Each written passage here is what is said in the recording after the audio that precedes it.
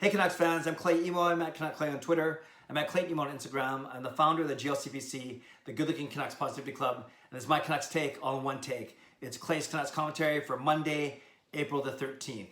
Thanks to all you who joined me last night for my live stream on YouTube. As always, the time went quickly, and we had a lot of fun talking about Canucks, talking about hockey, talking about COVID-19, talking about the world, and really a good chance to get to check in on one another. And I look forward to doing those twice a week. I hope that you look forward to joining me as well. Today, I've been looking forward to today, and I announced it. I kind of spilled the beans last night on my YouTube live stream. This week, I have 4 Zoom interviews lined up. I'm in the middle of recording them right now, and I'm so excited to bring you some really cool voices, some really cool people, and integral parts of the Canucks community. And today, I start with Sportsnet 650's play-by-play man, Brendan Batchelor. It was his 3rd season of doing play-by-play for the Canucks on the radio, and I think you'd agree with me, he's really good. He's descriptive, he's energetic, he's transparent. You can tell he's a fan, but he's very professional, and all those things came through in this interview. So we chat for about half an hour, actually. It went by really quickly. I hope you enjoy it as much as I enjoyed talking to him. So enjoy this interview with Brendan Batchelor, play-by-play man for the Vancouver Canucks. Perfect. Brendan, thanks for joining me today. How are you? I'm good. How are you? Thanks for having me. Oh, my pleasure. No, everything's good. I wanted to try something new on the channel, and truly, I actually, you're the first person I sent an invite to, so thanks for saying yes. Yeah, no problem. Not a whole lot happening right now, so glad to take the time to chat with you today. Yeah, I was going to ask about that, not just this Easter weekend that we're recording on, but how have you been keeping busy overall? Well, spending a lot of time with my wife, which is the positive side of all of this, at least for me personally, is more family time is great. Yeah. So we've been watching a lot of shows and getting out for walks and runs when we get a chance, fitting in a home workout here or there. I've done a lot of baking, making muffins and cookies and things like that, and watching some of the old games that get played on TV whenever those come on as well. But otherwise, it's been pretty quiet and not too eventful, which I'm sure is the case for most people. Yeah. And how long you guys been married? About 1.5 years. So That's awesome. our 2nd anniversary is coming up in the summer. Oh, congratulations. That's pretty good. Gail and me, it's our 20-year anniversary this summer. Wow. Yeah, planned a big trip to Rome, but I don't think that's going to happen this year. Yeah, probably not. Hopefully you can get refunded at the very least, because we also had a trip planned to Europe this summer that we're going to have to cancel as well. Okay, we'll just reschedule and go together then. Yeah, exactly. So I know one thing that you've been doing that I've been blessed to be a part of was your board batch calls. How did that come about?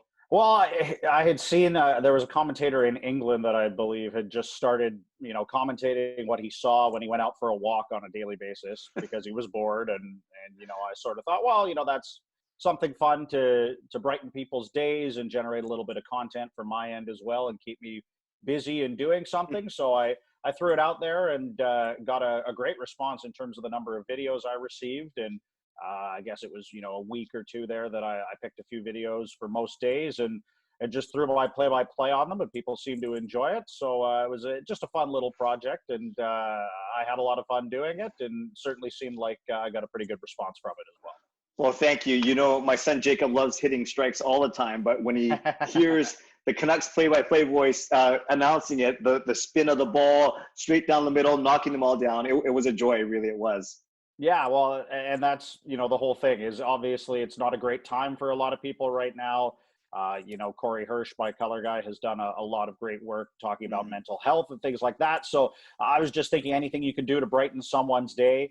If you can do that, then, you've made a difference in the world for that day. And certainly it feels like we're a little bit helpless at the moment right now with everything that's going on and being stuck inside. So that was sort of my thinking on that, and glad to hear that he enjoyed it. Awesome. Thank you. So how much prep do you do? Actually, how long have you been doing play-by-play on the radio for the Canucks now? So this was my 3rd season that I would have been getting close to wrapping up right about now. Right. Obviously, hopefully at this point in time, we would have been calling playoff games in an alternate reality where the season wasn't stopped. But so that for the Canucks anyway, 2 and a bit seasons, I guess. And then I had done the Vancouver Giants for 4 seasons before that. And I did 1 season in the BCHL with the Surrey Eagles as well. Awesome. So how about a home game against the Vegas Golden Knights? How much time would you say in minutes or hours would it take you to truly prep for that game?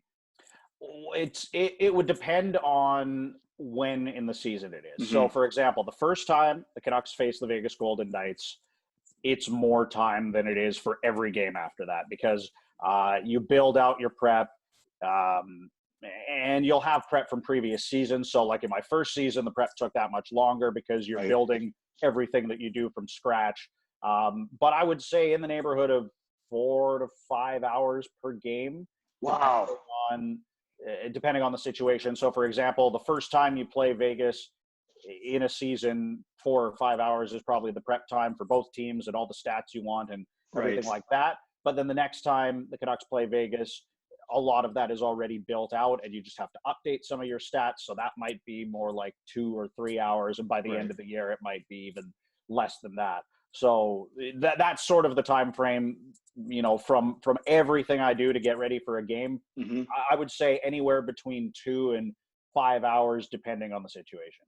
Wow. And then that makes sense. Later in the season, the more familiar you are, you've seen this team 4 or 5 times now. So I presume it's stats and it's any updated line combos and D pairings. Is that fair to say? Line combinations, I track how players are doing. So, if Mark Stone's on a 4-game goal scoring streak and things like that, those are things you want to be up to date on. I also make sure to go out of my way and track the penalty shot history, the shootout history, and the number of hat tricks for every player in the game, which might seem, like a lot of work, especially if you're looking at like the 6th defenseman on the opposing team who's playing his 2nd NHL game and probably isn't going to score a hat trick.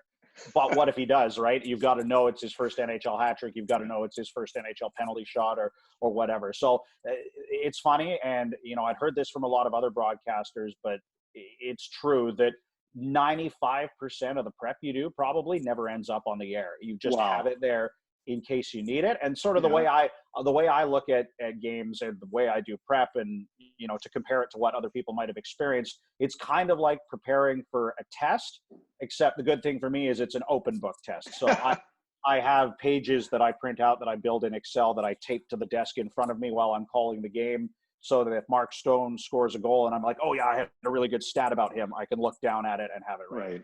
That's really fascinating to me, actually, Brendan. And I thought you'd have people that do that kind of research for you already. No, in radio you don't. I know the TV guys have a stats guy, and that's someone that will complement the work they do. So Shorty still does a ton of prep for every game that he calls, but in the moment, he'll have a stats guy that can get in his ear with very specific and in-depth stats about what's happening in the game. And oftentimes in intermissions, I will go and talk to that stats guy, and he'll give me information that we're able to then use on the broadcast, which is a benefit of having Sportsnet be the TV rights holder and the radio rights holder. But that's the difference, at least in game, is that there's someone there helping Shorty, and I'm flying solo with whatever I've done before the game. And on the radio, Brendan, are you wearing a headpiece? Like, do you got a producer talking in your ear as well? So the way it works for home games, it's me and Corey Hirsch, and then our executive producer, Cam Barra, who sits with us in the booth every game. And he can get in my ear if he has something to say to me off the air. So I can hear him. And then I can also hit a button that kills my mic and speak to him. So he and I can have off-air conversations. So there will be times, and it's not really his job to be a statistician. His job is to make sure the broadcast sounds good and make sure there aren't any technical hiccups.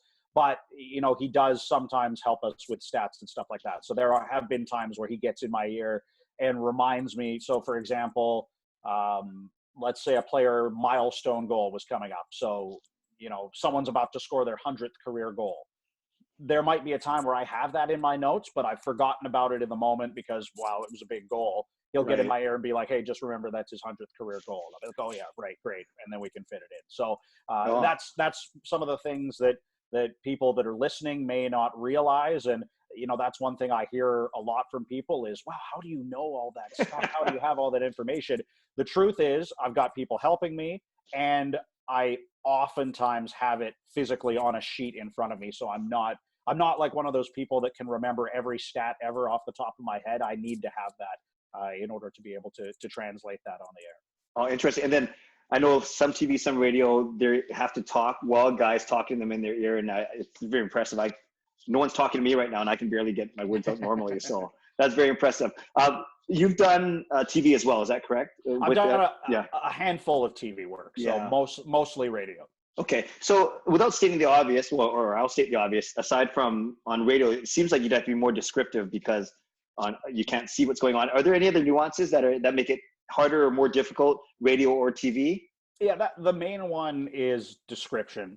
Yeah. And, the main thing for description is describing where the puck is on the ice. Right. So, if I say, JT Miller passes to Elias Pettersson and he scores, you can't picture that. But you can say that on TV, and that's fine. That's great play-by-play because you've described the players that made the play and everyone can see what's happening. So on radio, the best way to describe the difference is rather than saying JT Miller passes to Pettersson, Pettersson scores, you'd say, here's JT Miller on the left wing half boards, passes through the slot to Pettersson on the right wing, shoots, and he scores, firing it over the glove of the goaltender. And then now, if you shut your eyes and you hear me say that, you can picture exactly how that hypothetical play might look. So that's the biggest difference. And because of that, you need to be able to speak more quickly, I find.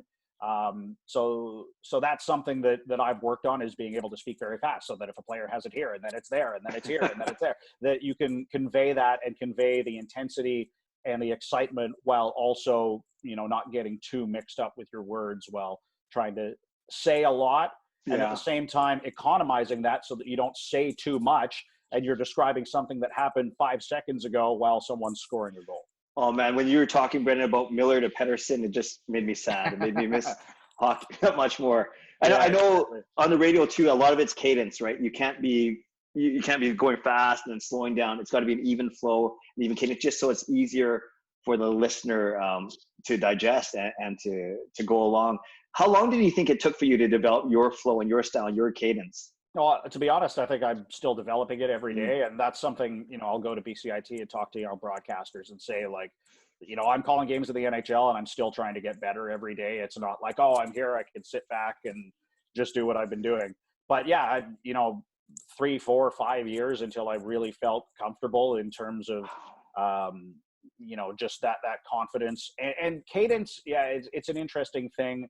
And a large part of building it is listening to broadcasters you like, and then listening to yourself and trying to say, okay, not that you're going to steal someone else's shtick, but say, okay, what is it that guy is doing well that I could improve and try and be more like that? Or where are areas where I listen back to it and I'm like, oh, that doesn't sound great, I've got to fix that or change that. But the biggest thing with cadence for me is, because it's radio, expressing how exciting or conversely not exciting a play is based on the tone of my voice. So, again, an example, Chris Tanev makes a pass up the ice. That doesn't sound very exciting. That could just be a breakout pass, right? Sure. If I say, Chris Tanev, pass up the ice, then oh, wait a minute. Before I've even said he sends Pettersson in on a breakaway or whatever, you suddenly, if you're in the radio or in the car listening to the radio, you pay attention to that because you can hear that, oh, something's about to happen because the voice has changed. And that's something that as much as I've worked on it, it was something that I already had a good feeling of because of the great history of excellent play-by-play broadcasters we've had in Vancouver. Jim Robson was so good at conveying the emotion of a moment without necessarily having to say too much. Shorty's great at that. Jim Hewson's very good at that. Rick Ball's very good at that. Yes. So that's something that I certainly feel blessed to have grown up listening to a lot of those guys and sort of taking that in and then trying to apply it to my own broadcast as well. Oh, that's a great point. And as you know, I'm a music guy, so terms like cadence, it does resonate with me. I was going to ask this later, but you already mentioned, who do you look up to? I presume the guys that you talked about, Jim Robson, Jim Hewson, John Shorthouse. Like, who was the one guy that you did try to emulate as you're getting into the business? Yeah, I don't know if I tried to emulate anyone, but you can learn a lot from all of those guys. Shorty was the guy for me that I listened to the most, just because, I'm 31. So Jim Robson was retiring at around the time I was, a young child really starting to get into things. So I remember listening to Jim Robson, and, obviously I think he's one of the best, if not the best play-by-play broadcaster of all time. And Jim Hewson was great as well, and is great, continues to be great. But, Shorty was the guy that listening to the radio, or, once he got to work on TV, he's the guy that you listen to the most. And so, I've been told that my call sounds a lot like Shorty at times, and it's not something I'm trying to do. I'm not trying to copy him or emulate him or anything like that. But obviously, it's a pretty good compliment to hear that people think you sound like one of the best broadcasters in the business. So Shorty was a major influence on me, but really all of those guys. And then, the same guys that everybody else would have seen on TV. So obviously Bob Cole at a national level. And, I'm a fan of multiple sports. So there are guys in other sports that I really like as play-by-play announcers, and not necessarily try to steal their shtick or anything like that, but just that's the one thing I always try to do, is I try to listen to broadcasters that I like, because it sets a tone for where you want to get to one day, how you want to try and improve. And you look at a guy like Dan Shulman in baseball, he's one of the best play-by-play guys around. Yes. There's a soccer announcer called Derek Ray, who is on the FIFA video games, but he also does a lot of Champions League and European soccer, and he's an excellent play-by-play broadcaster as well. And so there are plenty of influences that I looked up to, but if I had to pick one, it would be Shorty for sure. Awesome. And yeah, I have fond memories of growing up listening to Jim Robson and Tom Larscheid with my dad, and that's how I became a Canucks fan. I'm about 14 years older than you, but that's okay. We won't say too much about that more. Yeah. Well, and it's a good point. And Shorty's talked about this in the past, that one of the things that really drew him to wanting to be the play-by-play announcer was the fact that when he was growing up, the Canucks weren't very good. But you know what they did have? They had the best broadcaster. And that Beautiful. really drew people in. And, I grew up in an era like the 94 year was when I really got invested in hockey, and that, built my love of the Canucks as a kid growing up. But the rest of the 90s, they weren't that great, right? If you look at the teams they had afterwards in the whole Messier era, but yet Jim Robson, Jim Hewson, John Shorthouse, these excellent play-by-play broadcasters covering the team through that era, that made a big difference, I think. Oh, no, we've been blessed here in Vancouver for sure, without a doubt. So when you go home and I don't know if your wife's still up waiting for you when you go home, but after a game and you're thinking, man, that was a good call. I called that game pretty well. What's one thing that you'd remember? It doesn't have to be a specific game, but is it because you're on top of the play or you're well prepared? Like, what gives you the satisfaction that you called a good game? Yeah, I think being on top of the play, being right on key moments. So, a big game-winning goal, you've got the call, it's crisp, it's clear. And then if there's any relevant statistical information that you need to include in that, that's something that you always work on. We always joke, and it's a joke that Jim Robson used to always make, there's no such thing as a perfect broadcast. Like, right. if I wanted to nitpick every single game I've ever called, I could do it, and I could, find somewhere where I messed up or could have described something better, or however you want to say it. But just really coming home and going, I feel that way more after good hockey games. So there are times where it's not a great hockey game, and I feel like I'm not calling it very well. And you step outside of that moment and you think about it afterwards, and you're like, well, it wasn't a great game. So it's not like I had wonderful hockey to work with, right? Like, you have a great game, back and forth, big goals, key moments, as opposed to, like a 1-0 boring defensive game in the middle of November. So that's something as well, where oftentimes your call will reflect the game too. But yeah, just being sharp, being on things, being accurate, but trying to be entertaining as well. Those are kind of the things that you look back on for games that you really liked, and you hope that you were able to do that. So having said that, in your 3 or 4 years, what's your favorite call or your favorite game that you've called? Either or, like, what stands out to you? So my favorite game for sure was the Twins' last game at Rogers Arena, just because that was the biggest moment that I've had a chance to call. The Canucks haven't made the playoffs since I've started doing the job, so I haven't had any of those big playoff type moments like, slay the dragon or whatever. And, hopefully we have some of those moments to look back on in the coming years here. But in terms of an individual call, Quinn Hughes' first NHL goal was one that I was really proud of, because I had sort of been playing around with ideas, and I don't usually prepare things for calls. Normally I just try to react, but I thought, well, first NHL goal, this guy's going to be a franchise level defenseman. You want to have something a little bit memorable. And so I hadn't really come up with anything definitive. And then in that moment, the lyrics to the song, The Mighty Quinn, jumped into my mind. And so I said, come all without, come all within. You've not seen nothing like the Mighty Quinn, his first NHL goal. And that was kind of one that afterwards I was like, you know what? That was pretty cool, and I felt I nailed that one. So awesome. That's probably my favorite call. But again, I hope that I've got more big moments to try and have a big call, whether it be, as I said, Slay the Dragon or Jim Robson with the Greg Adams. It would be cool to see this team make the playoffs first of all, and then have some pretty big moments that you'd have the chance to broadcast for as well. Awesome, Brendan. On the flip side, is there one game or one call where man, I wish I had that one back. I wish I didn't say that.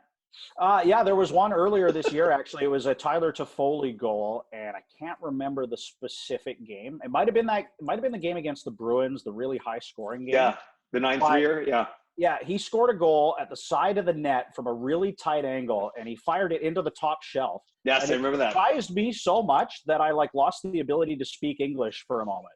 So you could go back and listen to it. I'm like, Tyler Toffoli with the puck, the scores.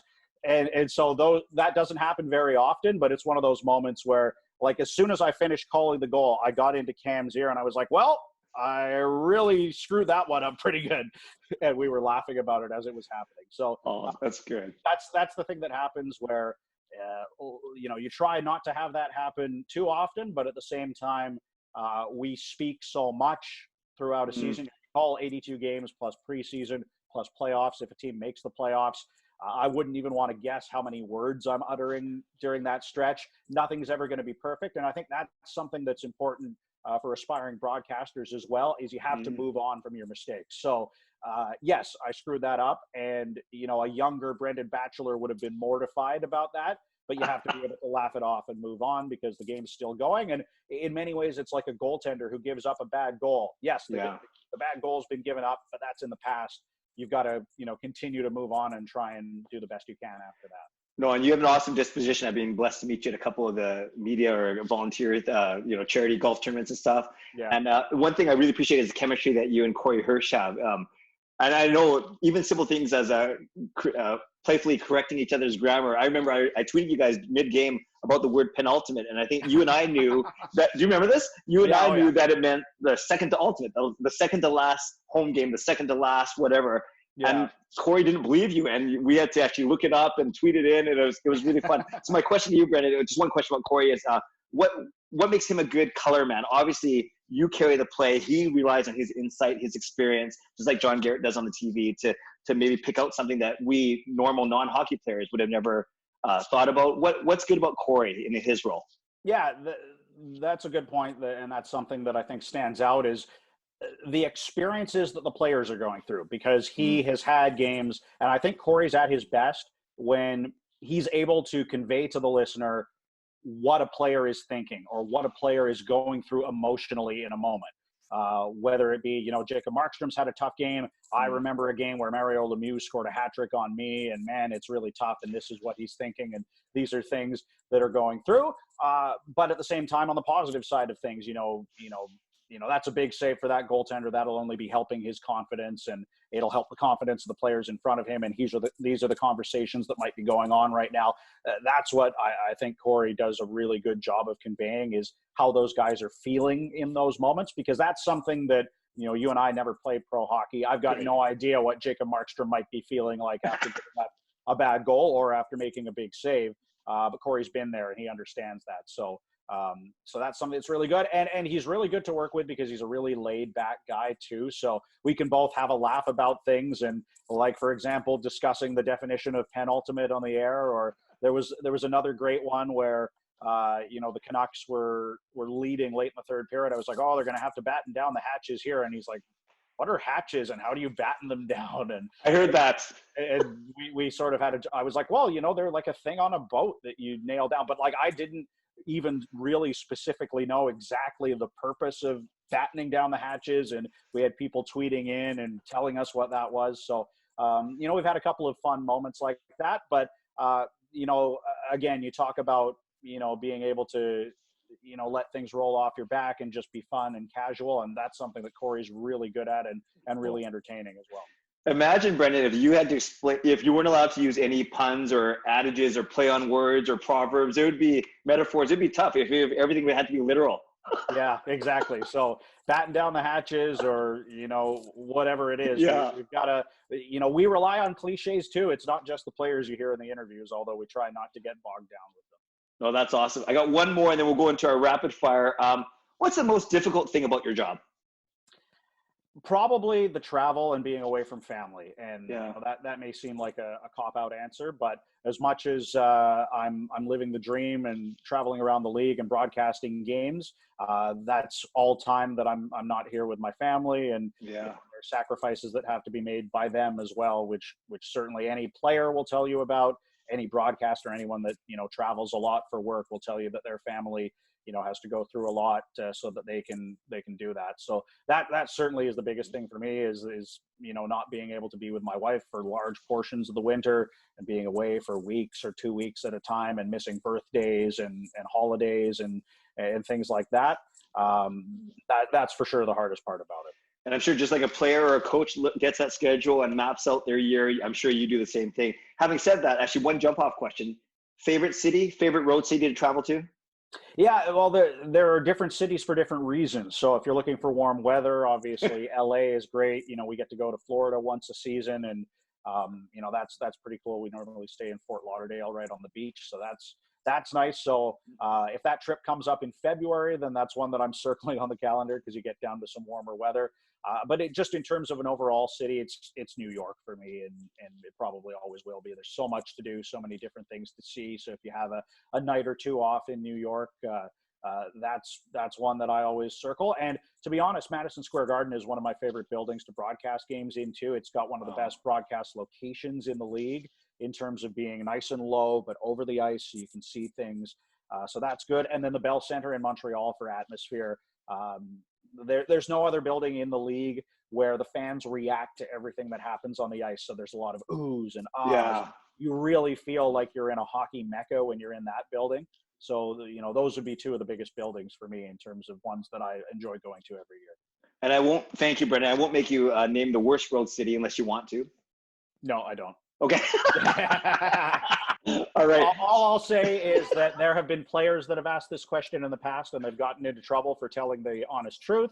And I don't want to get into that same kind of thing. That's fair. I will not make you name like a prairie city or anything like that. So we're good. All right. We're going to wind up. This has been awesome, Brendan. Thank you. We're going to wind up with what I call the 6-pack. It's just basically 6 rapid fire questions. And I call it that because you're my first guest. So this is the first time we're trying it. Okay, perfect. 3 of them are Canucks related. 3 of them aren't.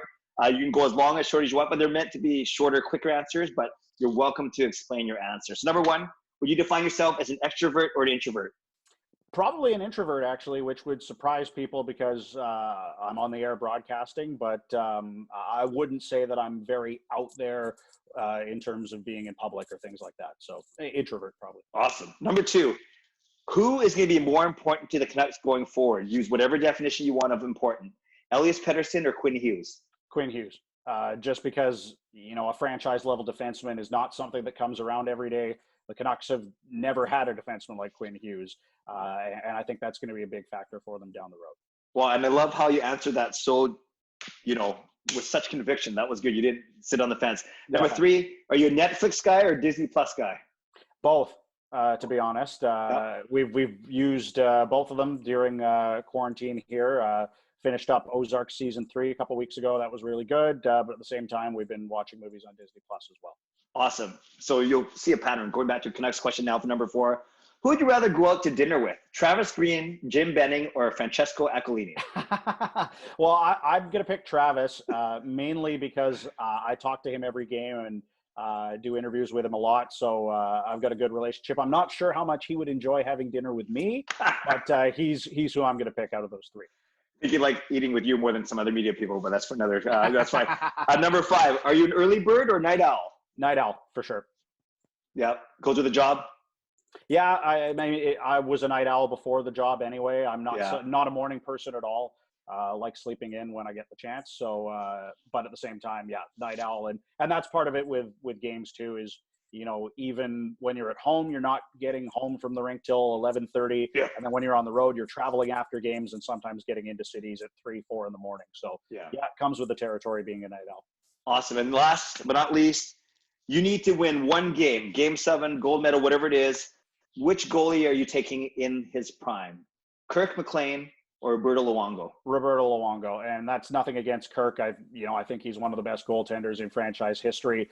But Roberto Luongo was arguably the best goaltender of his era. I expect he'll be a Hockey Hall of Famer, and he's the guy that I'd want game 7.